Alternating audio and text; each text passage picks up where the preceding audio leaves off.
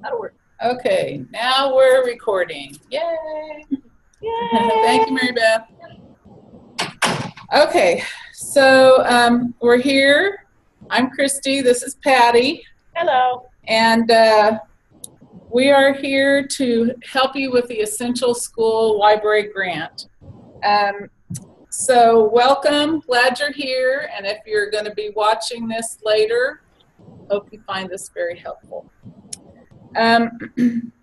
So I'm going to start out with some tips just in general, any grant that you write. The first thing is be organized. If you're looking for grants online or you find out about one, write it down in your calendar. Look at if you think you're going to qualify for it, look for those qualifications, how you are able to get the grant, and get it on your calendar when it's due, so you can start thinking about and planning what you're going to write about. So do that first. Get a timeline of when and where this is going to be done. Now, as you write, be mindful of who is going to read this. Some grants, it may be the board members like Dane Hansen may have, or they may have a committee of just local people who are in the counties, and they're going to look at it. So if you can find out who's going to be reading your application, write it so if it's everyday people, you may not want to use all the CKLS. You might want to write it out, Central Kansas Library System. Or, if it's a group of professors from a college, then make sure you include those educational terms that would be relevant to your grant. Another thing is, they're going to read tons of these, and you want yours to stand out. So the first thing is be succinct. Don't ramble on. Get to your point with the minimum amount of words that you can, but getting your point across. And while you're trying to stand out, think outside the box. Think of unique things. And when we're going to go over some of our grants that we had last year and point out the good things that those grants did. And, that's one of the things, is thinking outside the box. What's going to make your grant stand out? What's going to appeal to your audience who's reading it? Be realistic with what you're asking. This is a big grant, $5,000. Well, you can't say you're just going to buy a collection of books about the Hardy Boys because your kids like them. You're going to have to really think about, that's a lot of money to spend. So how are you going to do it to benefit your school, your students, your staff? And be realistic. Don't go overboard either. You want to find that middle ground and really make it stand out. And one thing about that, being realistic, and if you're blessed to get a grant like this, it may help you with the other things that you want to get done, and maybe this wasn't the top thing on your list, but this wish list might be something that you can do, and that might actually open up a door to other things. Or this might be what we were going to do 3 years down the road, and then maybe clear up and give you a jumping off point and some experience with this grant writing. And as Christy said, you're looking at who your audience is, and And with your realistic expectations, you have to also realize, what can I do? Just because you write it in a grant, now you have to be able to do it within the timeline that they set. So your realism has to be in, what am I going to write, but what can I actually get done? We know that you're busy school librarians. We know that you're stretched out, many of you, over multiple buildings with kids of every age, and we completely get that. And so when you focus this, you have to decide where my focus is going to be, and can I really give that amount of time to this school for this thing? And so that's one of the pieces when you think about the realism of choosing what your project might be. Perfect. We talked about using keywords. If this is to help your library purchase books, but you've got to have a reason besides just, we need new books. You have to have the facts to back up why you need those books. And if you need to update your catalog, why? What's been happening? Why does this need to be done? How is it going to benefit your kids? Use those terms. Don't give up. If someone tells you no, don't give up. Maybe this is your first one. Maybe you just didn't hit the mark. Well, keep those grants that you submitted and think about, how could I have improved? Even maybe ask them, what was missing when I wrote this? Don't give up. Go ahead and rewrite and save these, and maybe you can use it on a different grant down the road, or give you a jumping off place to write it. So don't give up. So those are some quick tips for successful grant writing. And I'm going to send you links to some grant opportunities, some local things that might get you started along with our Essential School Library grant. So I think just jumping in, let's look at the actual grant. Oh. Okay, be very thorough and read the directions well. Filling out the top shouldn't be any problem at all. Current library status, because we're talking about, you may be wanting to purchase a new ILS, or integrated library system. Fully automated media center with computer access for students may not be a lot of you. In your own library, do you have that as a qualification? Or is it more like you've got a dedicated library space and you do have an automated catalog? Dedicated library space, but you're not automated yet. Or maybe in your building there's only classroom libraries, or you just have no system.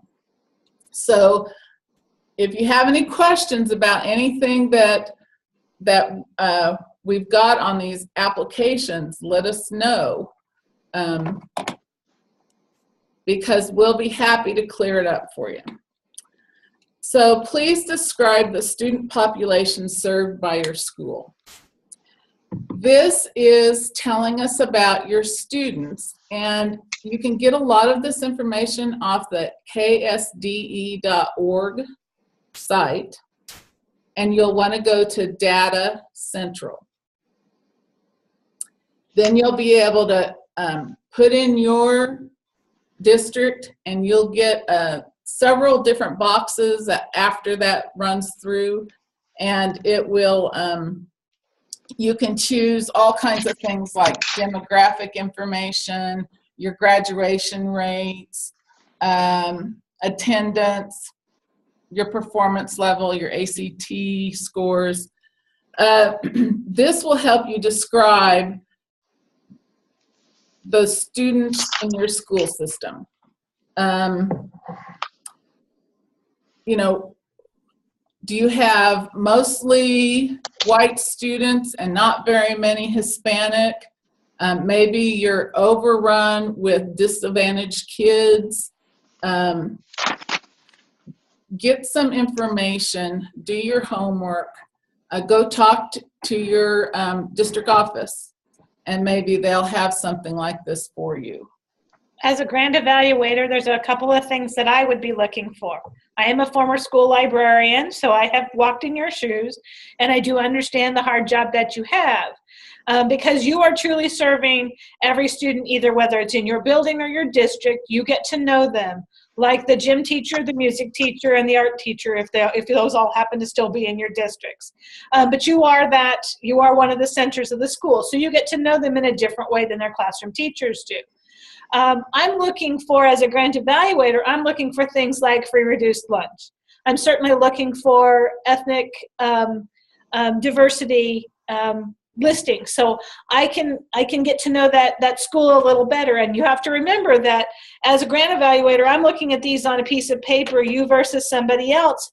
And when I see a 99% white school that has money to do all sorts of things, I'm sitting here wondering, well, why should I give them the money? So then you're going to give me some reason. And so when you tell me about that student population, you tell me that, you know, it might be 60% white, but that 40% is all non-English in the country less than 2 months or less than 2 years. You know, those are the kinds of details that are helpful to me in getting to know about your students.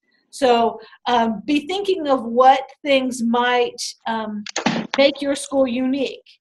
And as I said, we know that you know your students in a different way than their classroom teachers do. And so you might have to rely more on this from the statistical level, but you're going to have some insight that your classroom teacher doesn't have because they only have their 22 or 30 kids. And then in the next one, and this is different than your student population, when we ask you to briefly describe the geographic location and composition of the population your school library serves, we're asking you to tell us about the area that your students come from. Are you rural? Are most people working at a manufacturer? You know, you're up in the northwest corner of our district, and it's, you know, very little to none libraries. Maybe you don't even have a library in your town. We want you to describe, help us get to know what your community is like. You know, we're tight-knit, and I've got lots of support from our local banks. You know, just some information to share with us so we know the background of your school district. We know that 100 words is limiting, but this gives you a chance to choose those choice words to describe your town. And again, as a grant evaluator, I'm going to be looking for, you know, what some of the things that make your town unique. For example, I'm going to use St. John as an example. They have fought to get a grocery store for the last several years when their grocery store closed. That has made their town stand out in the state of Kansas because they were a town that had a grocery store and doesn't have one anymore. Little details like that tell me how tight-knit and how important that is to the community. You know, it might be telling me, you know, we've got 7 churches in our town. It might be we have a huge volunteer base. We have lots of social groups in our town that are able to provide financial, or volunteer? About the people who work in our town. Is it mostly a rural farm community?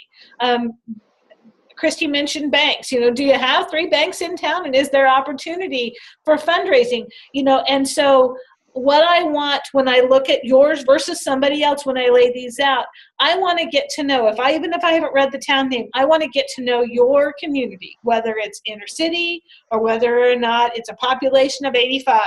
I want to get to know your town in those 100 words, and you can choose those best words in that to fill out in that spot. Okay, so next, how are you going to use these funds? Are you going to buy books with some help from us?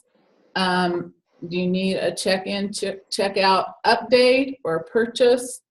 Or could it be both? Or if you have some other related activity for your school library, then you can describe it here and then say, can I talk to you about this? This is why it's important. I'm going to kind of skip over the story part because you're going to see what we're looking for when we give you the examples. But I think the main thing is, do tell a story. This project that you've got in mind, what is its impact? What's been the problem for a while? And why is this important for your students and your school? Give us the background, give us a solution, and how this money will help you get to that. Don't forget to answer, how will your purchases support or extend the school's basic curriculum? And that can be in with your story, but we want to have the vision you have. We want to see what you have planned and what you'd like to see, and is that attainable? How are you going to do that? And of course, because it's a school grant, you have to connect it to your curriculum in some way. And library standards are a little harder at some point, because in some places, so the person who's applying for this grant may not actually be a librarian according to what the school district calls them, but you are the person working in the library. And so making that connection might be a little more challenging, but that's one of the keys to a good grant. Yes. And when you get asked questions such as, if not funded by this grant, will the purchases go forward? I would suggest, saying no. Now, if that isn't true, if you say yes, say we have a person that's going to match our grant. So yes, it's going to go forward, but with only half of what we need. And has your district received a Sickles grant in the past? That's not a big factor, but it might, when it comes down to, we've got 3 that are really, really good, and how are we going to choose? If you have some funds that can get you started, and you said yes, then we may have to look at these other 2. Or if you've received a grant recently from CKLS, depending on what it was, that might help us to determine who's going to get the grant. And then this is a big deal here with the Dane Hansen grant, because what you guys send to me, I send on to Dane Hansen, and they're really looking at, is your district going to help you continue what you've started? Are they going to keep someone in the library? Are they going to budget $500 a year for new materials or the checkout system? We need to know that the district is invested in the project that you're presenting. Sustainability is key, and you know that, you know, $5,000 sounds like a whole lot of money. Right now, I'm sure it does.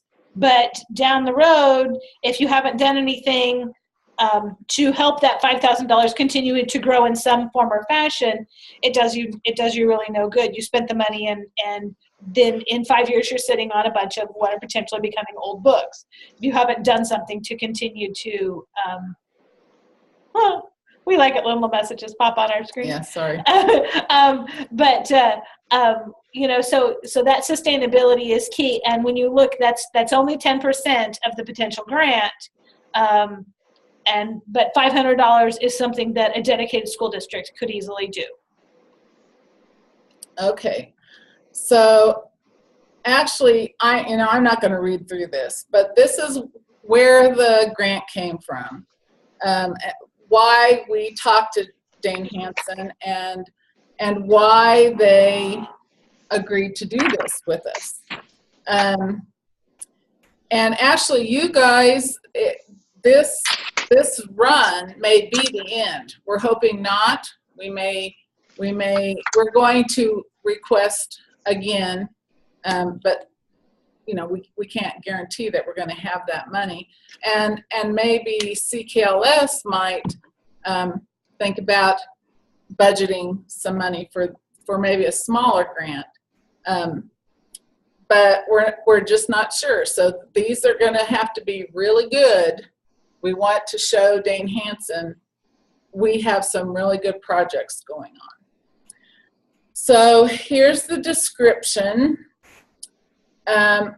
And your objectives here. You know, when I write my grant, I look at the objectives, and I look at the grant description, and I try to use some of the wording they've used in this to relate back to what my program is I'm applying for. And the project timeline is really important.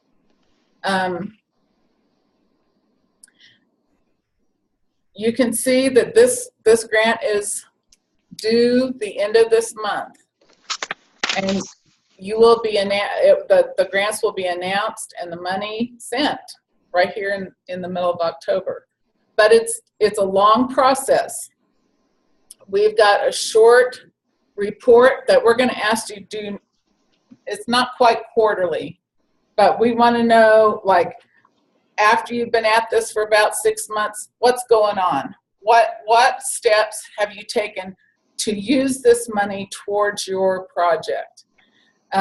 We ask you to do that in another about 6 months. And having those two things already written and accomplished is going to help you get this final grant narrative in within a month after your I guess about 2 months after you've been reporting about how this is going. So the evaluation, this is important too. You want your grant to make a positive impact on your school. How? How are we going to know that's happening? Well, we expect you to measure whether the circulation of books improves by gathering statistics from your library system, or pre-grant and post-grant is a good way to compare how things are going. Keep track of what's going on in your library. You may not use this right away, but if you know in September you had 3 classes in using the computers for a research project, you've had classes in every week for a story time, just all the different things that happen in your library and how the school is using it. And then gather stories of how this has improved your school culture, your reading culture. and get it from staff and administration and get it from students, maybe even parents. You know, this kid hasn't been reading for 4 years, and with these new books, they found a new series and the light bulb went off, you know. Gather those kind of things. We're asking for some stats, but I think the impact is going to be what your staff and your students are saying has happened since you've gotten this grant and put it into good use. These testimonials will go in your final narrative, and you see that you've got that is a couple of months following the last check-in with Christie. Christie has been checking on the 5 schools who received the grant last year, and has been checking in to make sure that they're on track and that they can actually see some movement. You see that for, you know, in our world, it's a long process, but we acknowledge that there's that time period from May to August where hopefully you're able to shut down and let this go for a little while. And so during those other times, you're quite busy with details with this grant. And when you look, you know, at that October 1st date looms pretty fast once school gets back in session, and then you have that December 1 date is when that grant is due. So although if you're one of the lucky to receive this money come the middle of October, doesn't mean you can sit and think about it for a few months. You really need to move forward on what you had committed to do when you wrote the grant, and move forward if it's a matter of improving or purchasing an ILS, an integrated library system for your check-in and check-out. Or if it's a matter of buying books, you need to be on that process really quickly. So then you can start to have these details for these stories. The testimonials are what makes a grant stand out. It would give Dane Hansen some examples of what their money really does.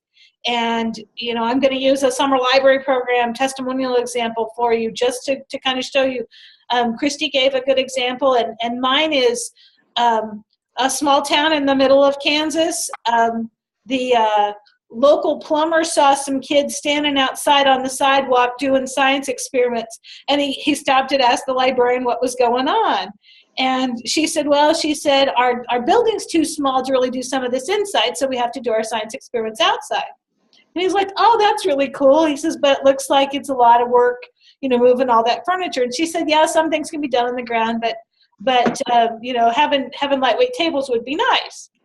And so this gentleman decided that his plumbing business could afford to take a hit, and so he gave a few $100s to the library to buy lightweight tables for her to move in and out of the building so they could still do science on the sidewalk, because their building was too small. But what he got out of was every day when he would come in and out of his shop, he would watch and he would listen to these kids doing this activity. He wasn't a library user himself. He just was fascinated by what the kids were doing. And so you never know where your story is going to come from, and you never know the impact that it's going to make. And, you know, we're talking about what happens in those 9 hours of the school day when the kids are here. But what impact is it happening on that child when they go home at night? Is that 3rd grader now taking home books and reading with their non-English parents? These are the kinds of stories that you're looking for. And then we did kind of emphasize the sustainability. We want to know, and Dane Hansen wants to know, that your school has some commitment to maintaining this program. So we've kind of talked. Do you guys have any questions? Has anybody started writing their grant? Oh. Feel free to unmute yourself if you want to chat, if you want to voice it, or you can type it into the chat window and I will read it for everybody.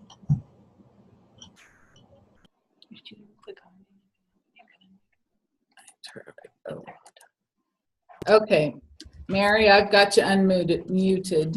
Okay. Well, my question was, okay, it's $5,000 grant. Is it advisable to keep it at 5,000, or if you could use something for, figure out a project you need $1,000 for, you ask for $1,000. Well, Or because I have an idea, but I didn't know what was the best way to approach it. Okay. With a lot of grants, like grants from CKLS, other grants, Yes. you can go ahead and ask for less, or just the amount you need. This really is only our second round of this, and no one has asked that before. Okay. Well, my question was, if somebody did, if someone had a system they needed to ask for $2,000 for instead of the $5,000, would you be more likely to get it and then have those funds available for another library? Or or is it the set number of grant that dollars available? The reason I'm asking is because sometimes we have a grant, a Duclos grant, that we can ask for amount, but then like a classroom can receive less, or is sometimes receiving less. So so it can go around. I didn't know what the best way to go about that would be. This is Patty. As a grant evaluator, I would say if you, certainly that's an option if you want to ask for less and that's truly what you can use. I mean, it's certainly the best thing to not waste somebody's money. But is that going to guarantee the win? No. Okay. Because it still has to be an exceptional grant. It's not going to guarantee just because you're asking for $1,000 and not for $5,000. Okay. So it's best just to go ahead. All right. Thank you. Yeah. Because that answers that question. Anybody else? Is there anything that you heard or saw that seems unreasonable or particularly challenging that you'd like us to go over more before we show some examples?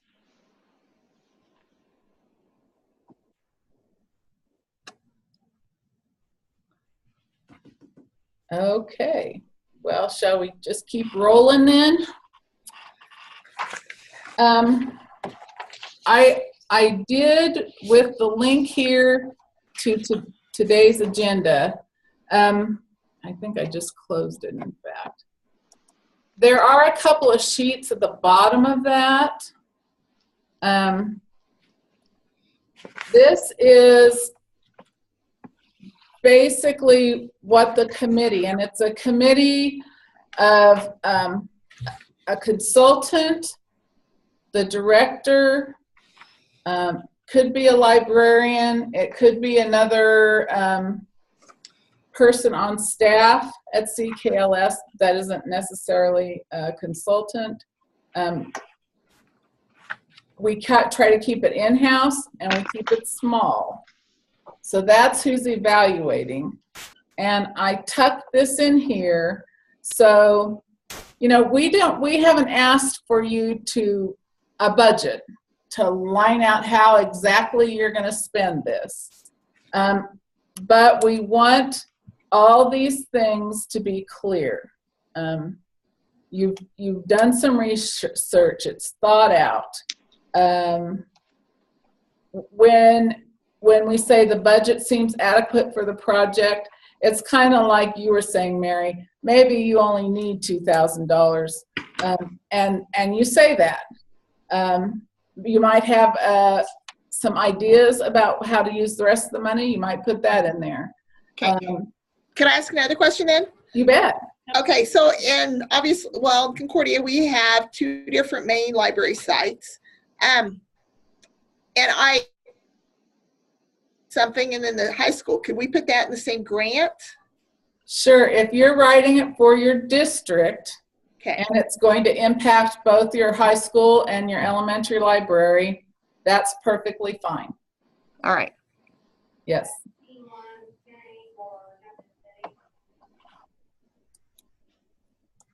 Did somebody ask something? No. Okay. All right. Where is it?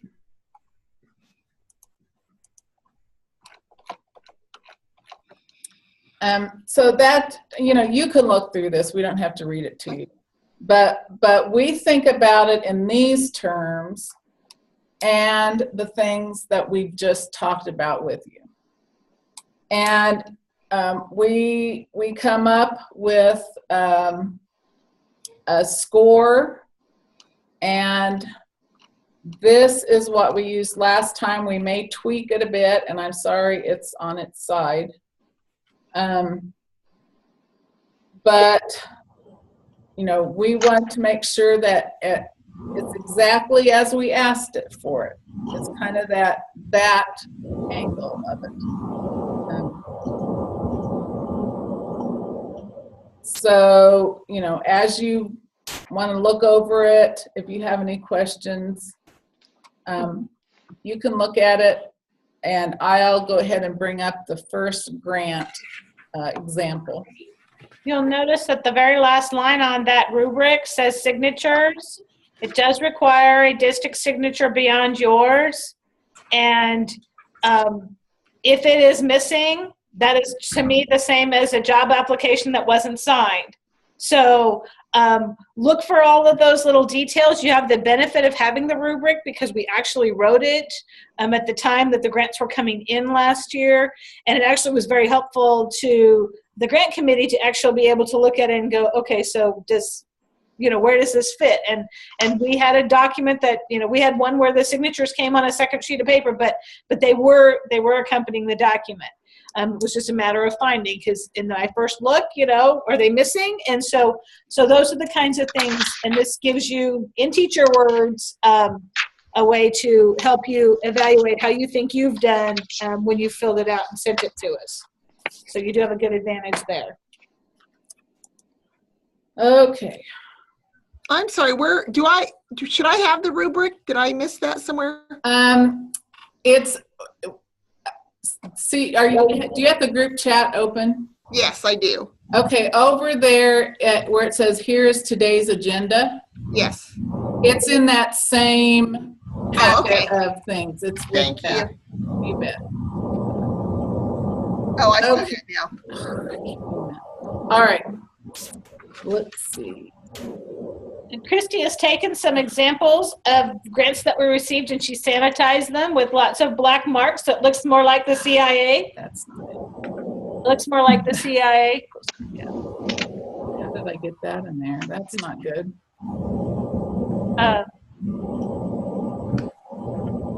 Okay. And so, like I said, it looks more like the CIA, and that's not our intent. But we want to be able to give you some examples that we're looking at. So, Yeah. okay. Okay, so this first one, you can see they filled it all out. They are already fully automated with computer access for students. Here's the description of the student population. You can tell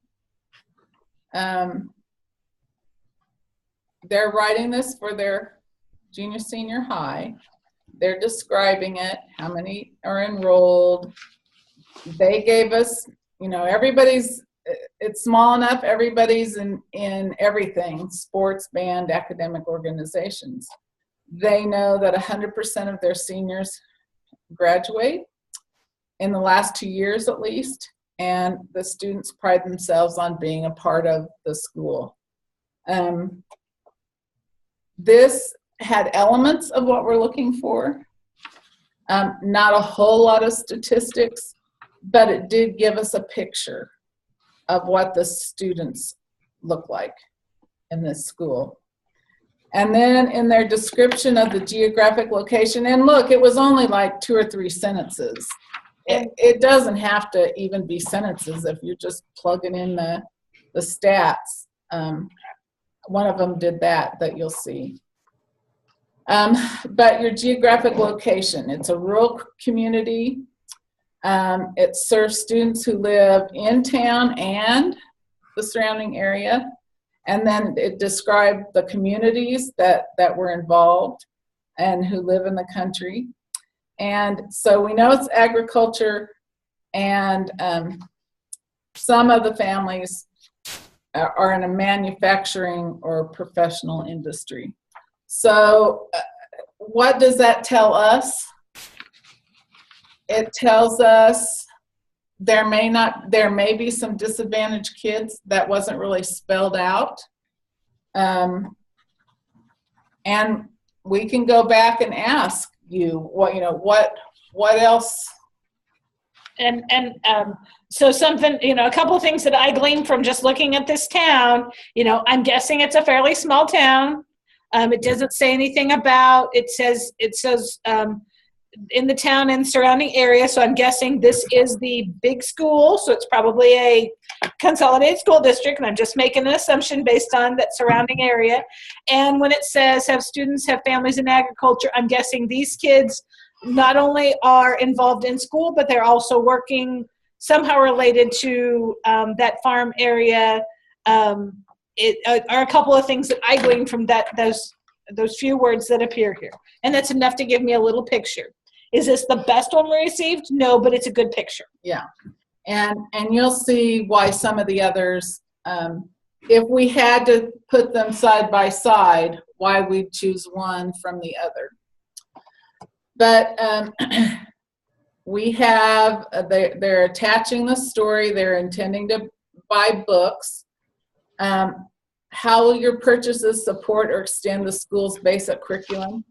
Well, this person is going to work with the teachers and purchase materials that directly support the curriculum, no matter what subject area. And so she's looking at her overall collection and updating that. And it was signed by the school district. So when we look at this narrative, the story of what's been going on and why they need this money, we're introduced to the librarian, and she has a goal here for the library. She wants to provide students with books that will interest them and meet their curricular needs. They have an aging library, no budget. In the past, the librarian has purchased a few books, but it wasn't enough to keep up with the needs of the students or replace titles that have been lost or destroyed. So she goes on to back that up. That was her introduction. This is how old it is. The average age was 31 years old. And her nonfiction was even older than that. And yes, some books are timeless. But students usually want updated materials.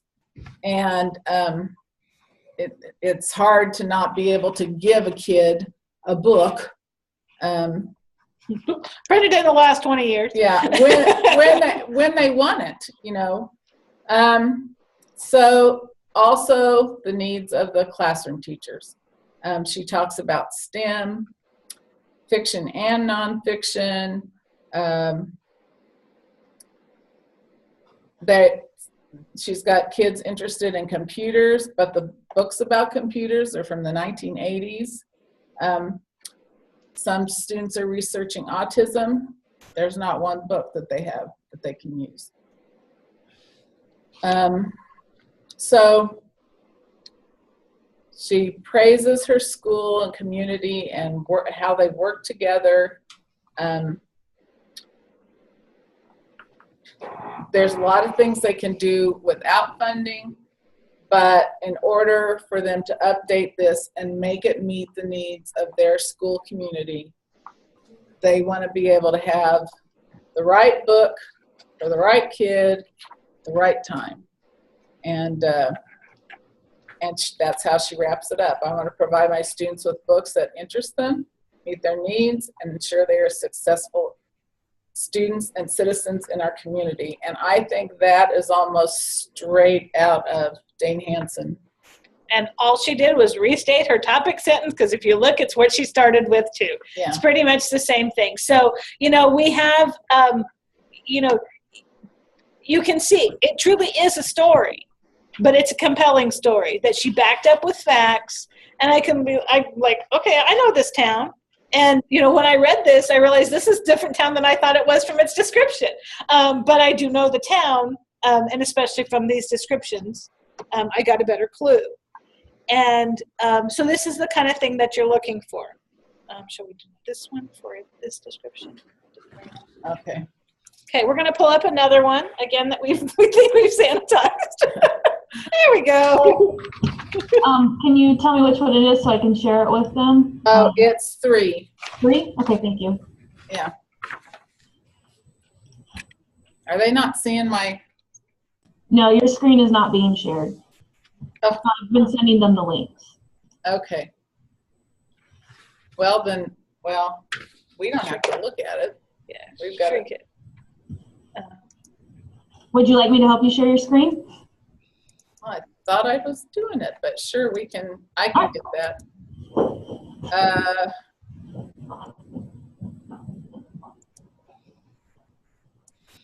Okay. Now try again. Now let me try again. How's that?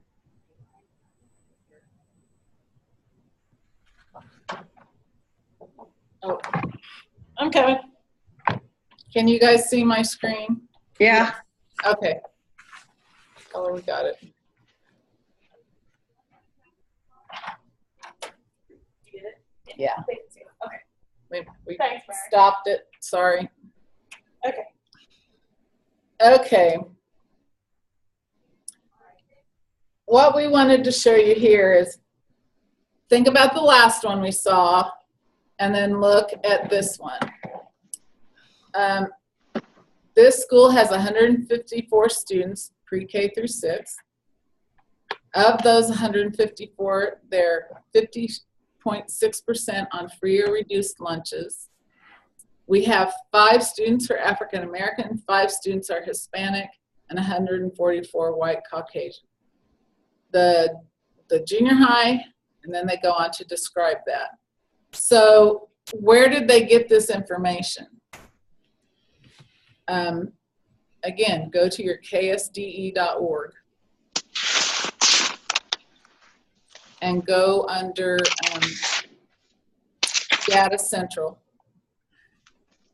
And that's where you'll see it. If you need help, just holler and I can walk you through it. Your district office will also have these numbers. They should. And then look at. Do you know how often that's updated with KSDE? Should be yearly. Okay. So, you know, the September date, it's like the 10 20th, days, the 15th, yeah. the 20th, yeah. okay. 20 something. Once they get that in, then it'll all be updated. All right. So And- maybe at this point, the office is the best, central office. And plainly, if on the 28th, if they don't have the count day numbers in, because I think it's the 20th, Yeah. if they don't have the count day numbers in, don't worry about give us last year's data. Because Okay. your community is not going to change that much. Perfect. It might be Thank 10 you. kids less. All right. Perfect. And then for the geographic location, she tells about how it is a unified school district of these certain towns. And in 2010, something else happened and they transferred land to a different school district. And so the majority of their students are enrolled in this district. So this doubled the size of their district. It increased the amount of learning disabilities, students with learning disabilities, and constant decreases in state funding.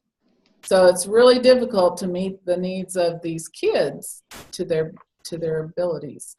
And they do have transient families, divorce and single parents. Some just have short-term employment, and inexpensive housing is offered over the internet in their community. So you see that although this one doesn't tell me about the community in terms of businesses and the economy, it does tell me about what the transition for their school district has been and its effect on the students attending there. And of course, the families who are now going to a different place because their school district boundaries have changed. And again, it's very different than the other picture, but it does give me it does give me some ideas of what I might be looking at. And then let's go down to the story. Okay, so we're going to go ahead and just go on down to the story. Okay, so kind of a little bit more background on the district and how the merger has affected the schools. But they are constantly facing budget cuts because, just like the rest of us. So why did this one stand out? Because everybody probably said they've had budget cuts. They learned a long time to do more with less. Let's see, we've combined staff positions. We've got a lot of volunteers. Teachers are paying with their own money, as well as parents send supplies and snacks. And this has all affected the library as well. No books and materials can be ordered with their budget. They do this through the Scholastic Book Fair. It's held once a year. Not the best books physically. And the high school doesn't, it mostly goes to the grade school. This person did a really good job as we moved down. So she says, where and what are the greatest needs for our school and our library? And then you'll see that she gave us a few examples. She talks about classes slipping, kids slipping through the cracks, especially at that junior high and high school, because there wasn't anything new for them. And then how are we going to help those kids that might come from transient homes, might come from second language, you know? And then what she was asking for, and we skipped through this rather quickly, but she was asking for something to use their library automation system. She says very specifically that it is highly out of date. The district has told her that it will continue to crash, and there's nothing they can do for her. So she had opted for an online program called Tiny Cat, which is basically an online version of an inexpensive computer moderated library system. And she gives the reason why this is the best way, because she's already got the work done to get them to this point. Now she wants to be able to use that system in a better way. But she does a good job of giving us some examples. And Christie helped us out by circling some of those keywords. It's not just because they don't have any money, because every district can claim that same thing. She gave us some very compelling reasons why that budget woes and why that change in the district is useful to this project, and how she's going to turn around and use that money. The very last line I want to point you to, it says, the website, Tiny Cat, has a small subscription fee. Depending on the size of our library collection, most likely we'll be committing to spend $20 to $25 a month in order to use this. She wrote it right there. There's the acknowledgement, because she wrote in her district number in the part of the form earlier. But this is, I acknowledge that in order to do this, I have to continue to do this. Somewhere along the way, we have to find money for the library that we read earlier is receiving absolutely none.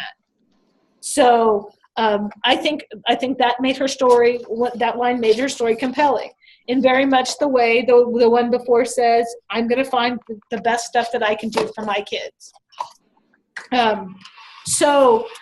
Is this starting to give you a picture of some of the things that we might be looking for? And having these to look at is going to be helpful to you to look through them again and go, oh, okay, so, you know, and I'm not saying plagiarize, but my gosh, if there's something in here that you can use, it's going to apply to you by all means. Take some of those ideas. Okay. Oh, no, it happened again. It's back again. Why? I do not know how I did that. I checked them. I double checked them. Okay. This And one. then roll down to, okay, so that's the fourth one. I can Okay. find the other one. That's right. I just have to find the right one. Because we didn't name them. Well, Okay, that's this one. I put numbers. Oh, you Okay. can. Yeah, mine You weren't didn't numbered because number I got them earlier. Okay. Sorry. Okay. Let's just look at the story. I mean, we've kind of given you some good ideas of how to fill these other ones out. They rolled it all in together on this one. They started answering, how will your purchases support and extend the school's basic curriculum? And she just started talking about, they had a new curriculum, and that curriculum really focuses on guiding students to pick the books in their reading range. And some of the wonderful things that have come out of starting this, and how it works. But, she says, after 1 year of implementing this, the current library collection is not meeting their needs. The third grade classes down here have a 3-week unit on fairy tales, and they don't have enough books about fairy tales. Not for third graders. Not for third graders. And our library had books about countries from around the world, but most of them are 5th grade reading level, and that was just too high for the students in their building. So she goes through to describe, there's 5th grade curriculum about an author study, and they're supposed to read 3 books. And there's not that many books for each student to check out 3 of them. And she talks about she needs to increase the nonfiction collection to provide nonfiction books for the entire length of a unit. You see what she says in the next sentence. We've tried to figure out ways to fill in gaps. We did use our local public library and interlibrary loan from other schools, but that isn't going to fill it, and it's also not always going to fill it at the time it needs to be filled. And so that you have that opportunity if it's your own district building curriculum or materials, you're able to put those items aside so they're available when you need them. And we know that although interlibrary loan is great and borrowing from another library is awesome, those items might not be available when you need them for your November 15th fairy tale unit. So there are some limits, but she did try, and she's showing that she's trying to make up the difference. So they really like this curriculum, but they just don't have the budget to implement it the way it needs to be implemented.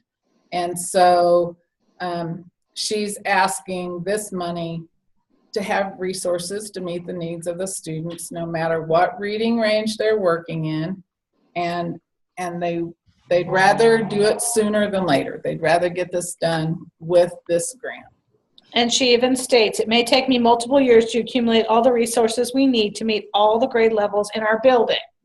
But that's telling me, as the grant reader, that she understands that this is a monumental task, but she's willing to work at it and take it in, how do you eat an elephant? 1 bite at a time. And that's what she's doing. She's eating the elephant. And she's making the attempt.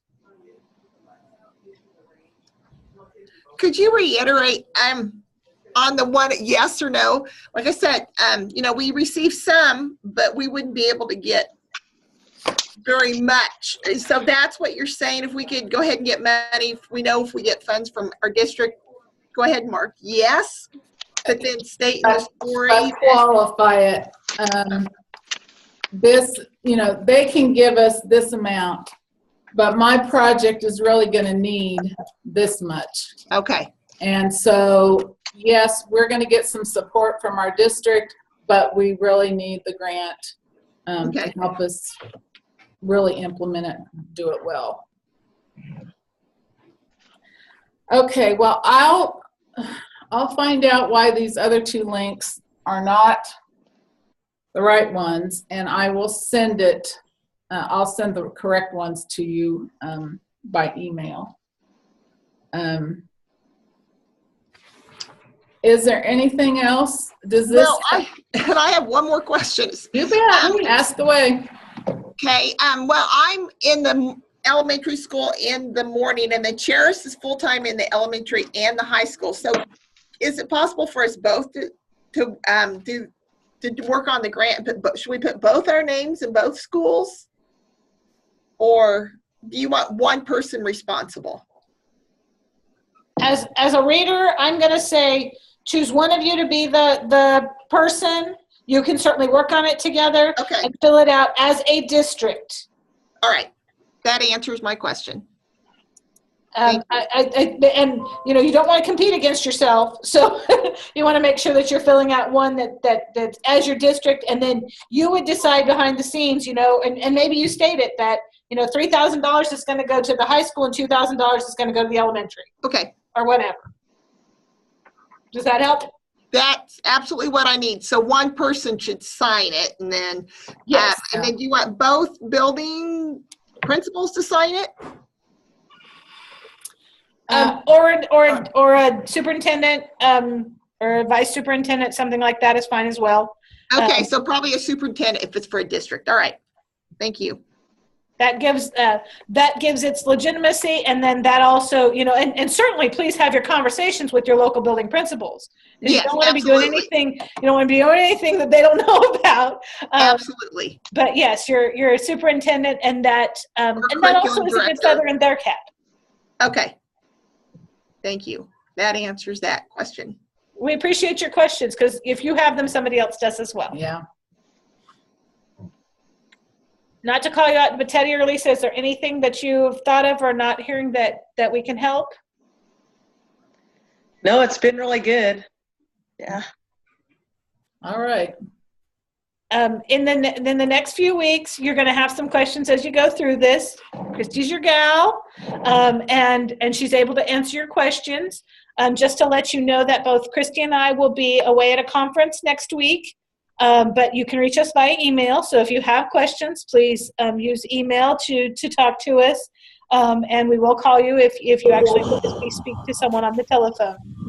But we are here for you, and want to help you get a good grant in, and then, like I said, look carefully at that timeline and make sure you mark all the boxes. It's like I guess I treat it like your tax return. If you don't fill out something, you're going to get it back to try again. Mm-hmm. And if it's running too close to the date, it's just going to have to be considered as it is. We don't want you to be there.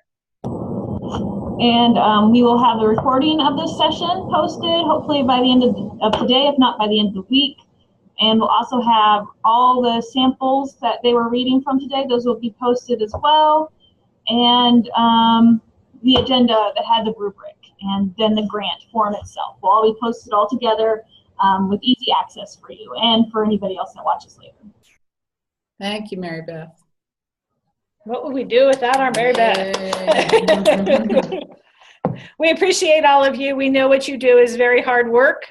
We both have walked in your shoes, and we know that you have the most thankless job in a district. So get to working, and if we can help in any way, be sure to ask.